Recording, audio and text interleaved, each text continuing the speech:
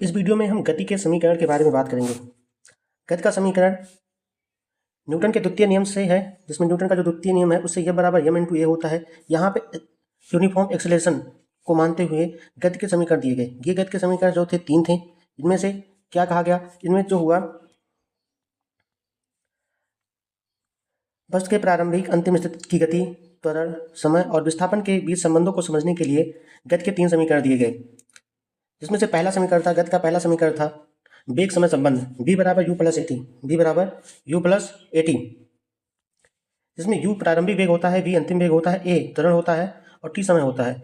इस इक्वेशन को हम वहाँ यूज करते हैं जहाँ पर वस्तु का प्रारंभिक वेग दिया हो या अंतिम वेग दिया हो, त्वरण दिया हो या समय, इसमें से एक चीज़ को गायब करके एक चीज़ पूछा जाता है।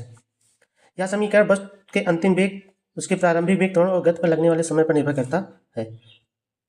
दूसरा समीकरण था स्थिति समय संबंध, यस बराबर U T plus half A T square, जहाँ पे यस जो होता है वो डिस्प्लेसमेंट होता है। डिस्प्लेसमेंट क्या होता है? इनिशियल पॉइंट और फाइनल पॉइंट के बीच का जो डिफरेंस होता है उसी को हम डिस्प्लेसमेंट कहते हैं। ये इक्वेशन वहाँ उपयोग है जहाँ वस्तु की स्थिति में त्वरण के साथ यात्रा कर रही हो, जैसे कि गिरती हुई वस्तु। अगर कोई वस्तु गिर रही है तो वहाँ पर इस इक्वेशन का यूज होता है।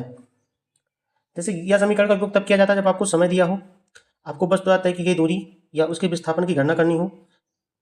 किसी वस्तु का विस्थापन उसके प्रारंभिक वेग, त्वरण और गति पर लगने वाले समय कैसे बदलता है, इसके बारे में इस समीकरण द्वारा हम देखेंगे। तीसरा समीकरण आता है v बराबर यू स्क्वायर प्लस 2as। इसमें हम क्या करते हैं, त्वरण के तहत गतिमान वस्तु का वेग उसके द्वारा तय की दूरी को कैसे बदलता है, इसके बारे में हम देखते हैं। ये समीकरण का यूज हम वहाँ करते हैं जब हम आपको गति के दौरान समय दिया हो, या मतलब जब समय ना दिया हो तब इस इक्वेशन का यूज करते हैं।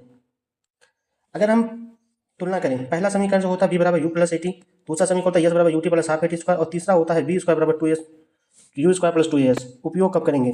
पहले इक्वेशन का उपयोग तब करेंगे जब समय दिया हो, अंतिम वेग निकालना हो। दूसरे का यूज जब समय दिया हो और दूरी या विस्थापन निकालना हो। तीसरे का यूज करेंगे जब समय ना दिया हो, वेग या दूरी प्रश्न को हल करना हो। अब परीक्षा के लिए क्या क्या महत्वपूर्ण होता है?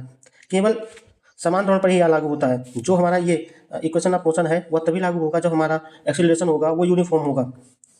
रुकती हुई वस्तु, अगर कोई वस्तु रुक रही है तो उसमें जो v की वैल्यू होगी वो 0 होगी। अगर कोई वस्तु विरामावस्था में है तो u की वैल्यू 0 होगी। अगर अपने मुक्त पतन कर रही है, मतलब स्वतः गिर रही है, तो उस स्थिति में जो एक्सेलरेशन होगा g की वैल्यू होगी वो 9.8 होगी। लेकिन क्वेश्चन सॉल्व करने के लिए हम इसे 10 मीटर पर सेकंड स्क्वायर लेते हैं। उदाहरण की बात करें, अंतिम वेग की गणना कैसे करेंगे? जैसे है एक कार, आपको दिख नहीं हो रहा, हम दिखा दे रहे हैं। देखो, एक कार 5 मीटर पर सेकंड के प्रारंभिक वेग से चलना शुरू करती है और 2 मीटर पर सेकंड के त्वरण के साथ 10 सेकंड तक चलती है। कार का अंतिम वेग की गणना करना है। जिसमें दिया है प्रारंभिक वेग दिया है, इसमें प्रारंभिक वेग दिया है, त्वरण भी दिया है, समय भी दिया है, हमें अंतिम वेग निकालना है। तो हम निकालेंगे v बराबर यू प्लस एटी क्वेश्चन लगाएंगे, जहाँ पे v की वैल्यू निकालना है 5 + 2 × 10 20, ये 25 हो जाएगा। नेक्स्ट, अगर विस्थापन की गणना करनी हो, अगर एक गेंद 0 मीटर पर सेकंड के प्रारंभिक वेग से, मतलब वो गेंद जो है ऐसे रेस्ट में है कि पहाड़ से नीचे लुढ़कना शुरू करती है और 3 मीटर पर सेकंड स्क्वायर के त्वरण के साथ 5 सेकंड तक चलती है, गेंद कितना विस्थापन तय करेगी? तो इसमें हमें विस्थापन निकालना है, तो हम इक्वेशन नंबर सेकंड लगाएंगे, जिसमें यस बराबर क्या है, U T plus half A T square. अब वस्तु लड़क रही है, उसका त्वरण कितना है? 3 मीटर पर सेकंड स्क्वायर। तो यस बराबर यू 0, तो 0 × 5 0 हो जाएगा। 1/2, ए की वैल्यू कितनी है? 3, और समय कितना है? 5 सेकंड, तो 5 का स्क्वायर, 25 × 75, और 75 का आधा कितना होता है? 37.5। नेक्स्ट, अगर समय के बिना वेग और विस्थापन दिया हो, समय ना दिया हो, जैसे एक साइकिल सवार 2 मीटर पर सेकंड के प्रारंभिक वेग से पैदल चलना शुरू करता है और 4 मीटर की दूरी तय करने के बाद उसका वेग 6 मीटर पर सेकंड हो जाता है, तो साइकिल का त्वरण कितना होगा? तब हम यहाँ पे लगाएंगे v स्क्वायर बराबर यू स्क्वायर प्लस 2as। यहाँ पे हमको यू दिया है, यू कितना दिया है? 2, तो 2 दूनी 4 हो जाएगा, प्लस 2, ए की वैल्यू कितनी है हमें निकालनी है, और यस की वैल्यू कितनी दी है? 6 दिया है, और v की वैल्यू कितनी दी है?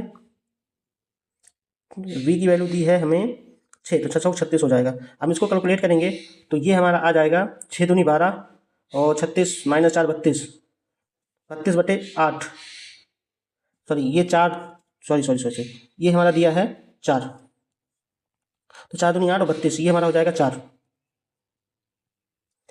हमने निष्कर्ष क्या क्या निकाला उसके बारे में देखते हैं। गति के हासिल करना, सिद्धांत को समझें। प्रत्येक समीकरण के पीछे भौतिक सिद्धांत को स्पष्ट से समझें। जब क्वेश्चन लगाना हो तो ये देखें कौन सा समीकरण किसके लिए यूज होगा।